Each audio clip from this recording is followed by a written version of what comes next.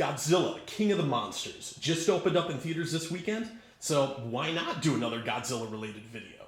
Today, we're going to be looking at the X Plus large-scale monster series release of Mothra, based on her 1964 appearance in the film Mothra vs. Godzilla.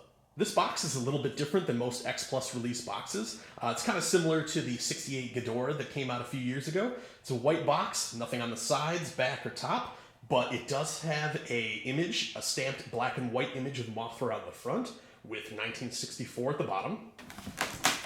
And as you can see, this is a big figure, especially for the 25 centimeter scale releases. I want to say this is about, a 1.5 feet wide at least from wingtip to wingtip.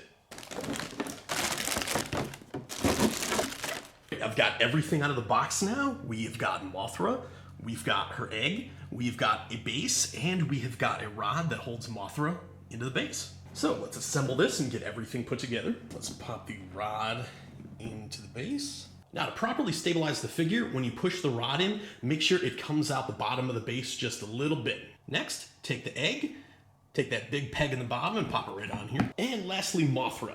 She's got a little peg hole right in the middle of her abdomen. You might need to warm it up, just like with Godzilla's tails, and then pop that right onto the rod. There we go, Mothra is completely assembled. This figure is big, and it is beautiful. Mothra's a BBW. First, I would like to start down at the base, get a look at that. A lot of great texture going into the mountain and the trees. The sand looks great. And one of the big selling points for me on this release was Mothra's egg. This looks perfect. I couldn't think of any possible alterations you can make to this to make it look any more like what we saw on screen. The shape, the texture, the paint job, 100% perfect for me. And also, as you can see, there is a Godzilla footprint on the right side of the base. If you ordered the Rick Boy exclusive release for this, that came with the 25 centimeter Godzilla vs. Mothra figure that would interlock with this base. I already had the 30 centimeter scale release of that Godzilla suit, so I was totally fine, not getting the Rick exclusive version for the extra cash and just going after my Mothra figure. Now, up to the figure itself. I'm gonna say I was a little bit worried that the sculpting for Mothra's fur was going to have a bit of a scale-like appearance, kind of like the sculpting for the Godzilla figures. But I gotta say, looking at this, looks totally good. There's nothing that appears scale-like to me. It looks like a moth and it looks like fur to me, so they were really able to pull that off. Very accurate paint job, very accurate sculpting. The mandible down here is movable. You can open and close that. The eyes, they are a translucent blue vinyl. The antenna up here, they are a bit movable. You can twist them around just a little bit, position them however you want. Spinning this around to the back, you've got her 6 little legs. Once again, great sculpting. Definitely fragile. You don't want to rest this thing on the counter anywhere. That's what the rod is for. You're going to want to have her floating in the air. Swing this around to her backside. Once again, beautiful sculpting. Managed to make a vinyl look like fur. And then the footprint of Mothra. Look at that. It is beautiful. The colors are perfect. The design is perfect. X Plus really did a knockout job painting and sculpting this figure. And I should also say, I'm pretty sure that the wings are made out of plastic, not vinyl, because, when vinyl warms up, the wings are just going to droop. Had to keep these stable. And then you've also got the underside of the wings here that are a reverse image of the top side of the wings. Once again, beautifully painted. Even on the back side of the base, the part that's always going to be facing your wall, X Plus made sure they did not sacrifice the sculpt or paint work. Once again, beautiful work on this. Spin her back around to the front. Now, I've said my praises about the figure, love it, one of my favorites, but nothing is perfect, and I just wanted to mention the one small fault I can find with this figure, and that is the metal rod.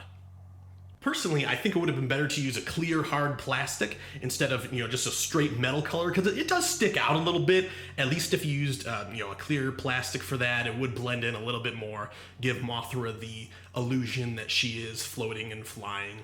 It's kind of like the tail stands that come with some of the Godzilla figures. They do seem a little intrusive. There's probably a better way they could do it, but they get the job done. And luckily, the rod is thin. It's not an eyesore. It does the job. It makes Mothra look like she's flying, and that's what we wanted of this figure. So like I said, I already think they knocked it out of the park with this sculpt. It's just a very, very small thing they could have improved on to make, the figure even better than it already is. Just for a quick size comparison, I brought in my 30cm 64 Godzilla, which really looks great next to the 64 Mothra. They are a bit out of scale, but they still look really good next to each other. If you've seen the movie, Mothra, she is a mammoth, and compared to Godzilla's size, she is huge compared to him. And she's still big here, but you know, she's even bigger in the movie. I believe Godzilla would probably be standing, you know, if the tip of his head was around where his neck is right here, that's about how big he is roughly in the movie compared to Mothra. If you are looking to buy this figure, it is a bit pricey now. I want to say the going rate is around $300. I didn't pay that when I bought this. I grabbed it a few months ago, but I found it on Amazon for only $200 shipped. So that was a great deal.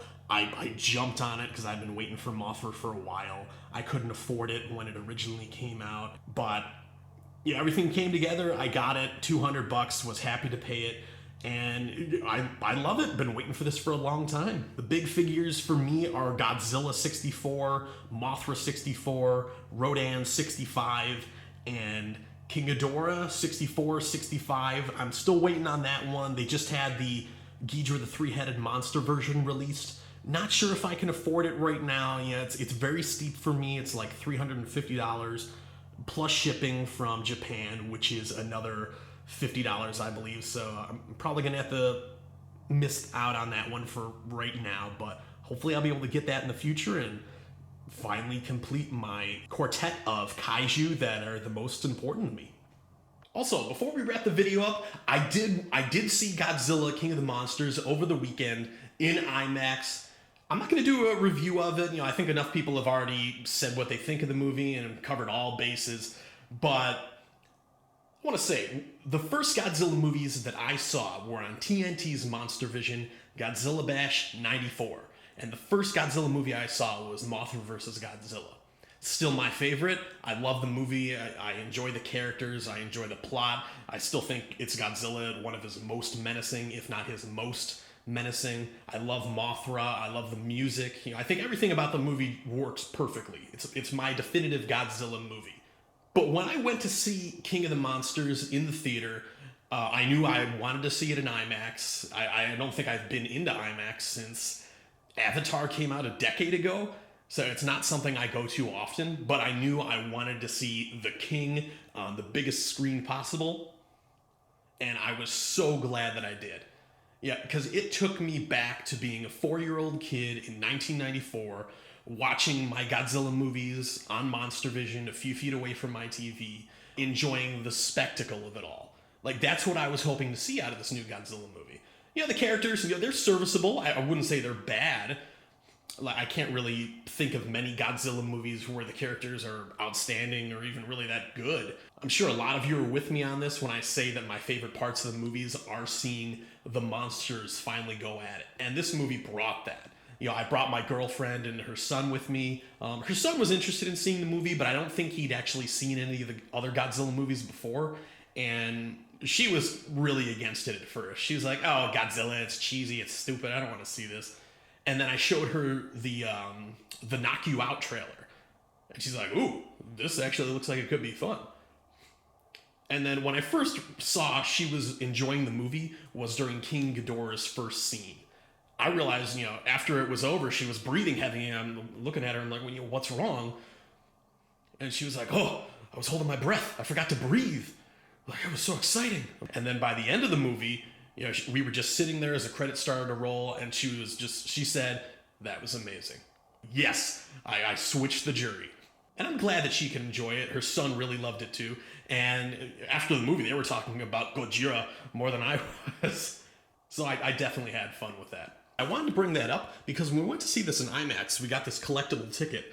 And I'm not sure if it is every IMAX theater, but you can see down at the bottom, I have ticket number 504 out of 1,000. So it seems like every IMAX theater possibly gets these collectible tickets, 1,000 of them, and on the back of them, you get a promo code. If you log into your Regal Crown Club card profile online and enter the promo code in the back of this ticket, you get a free 13 by 19 inch version of the image that is on this ticket. And I think you just had to pay a few dollars shipping, but I thought that was really cool. Had a order those as soon as I got home. So yeah, definitely recommend seeing this in IMAX. Make sure that you get one of these cards so you can go online and get that free poster. Even if they don't have any of these left, I definitely recommend seeing this film in IMAX either way. The sound, I had goosebumps at least 3 or 4 times throughout the film. It was great. But, I'm really rambling here. I'm going to wrap this up now. If you've enjoyed the video, remember to give me a thumbs up and subscribe if you're not one of my followers already. Be sure to click the bell icon so you're notified when I upload new videos. And if you love all things monsters, Halloween, unboxings, and horror movies, be sure to go and check out some more of my videos in the future.